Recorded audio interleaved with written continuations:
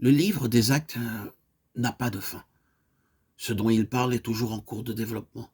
Le récit des actes des apôtres du premier siècle peut avoir une conclusion, mais le récit des apôtres qui se sont succédés au long des siècles n'est pas terminé. Jusqu'à présent, nous continuons de lire les actes des apôtres de Dieu. Le livre des actes n'est pas terminé. Mon père travaille jusqu'à présent, déclara le Seigneur, et moi aussi je travaille. Jean 5, 17.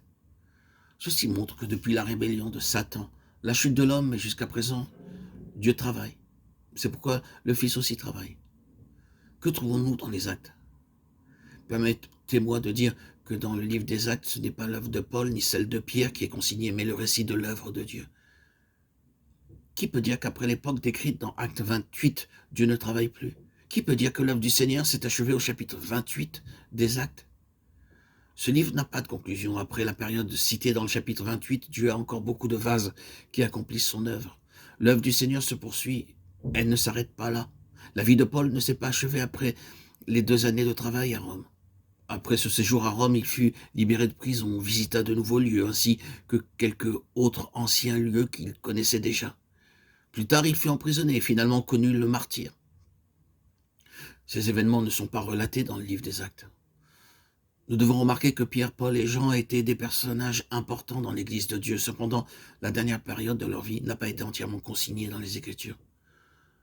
Pouvons-nous dire encore tout en demeurant fidèles à la vérité que le livre des Actes est terminé?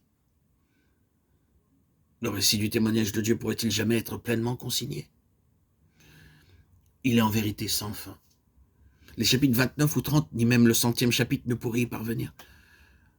Si ce récit avait dû se poursuivre à chaque époque, des choses nouvelles auraient sans cesse dû être ajoutées.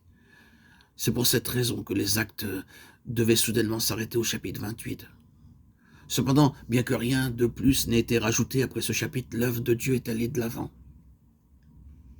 Au 1er siècle, l'œuvre n'a pas atteint son apogée. Si l'œuvre que Dieu a accomplie durant ces 4000 ans était parvenue à l'état de perfection à la fin du chapitre 28 des Actes, nous devrions nous trouver au sommet de la montagne. L'œuvre de Dieu aurait depuis lors grandement décliné. Mais rien de tel n'est arrivé, car le Seigneur déclara pleinement: « Mon Père travaille jusqu'à présent et je travaille. » Jean 5, 17.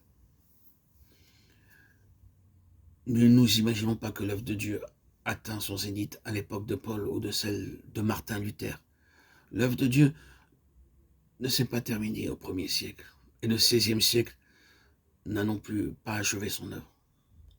L'œuvre du Seigneur va de l'avant jusqu'à l'âge du royaume, et même dans le nouveau ciel et la nouvelle terre. Elle ira toujours en avant sans avoir de fin.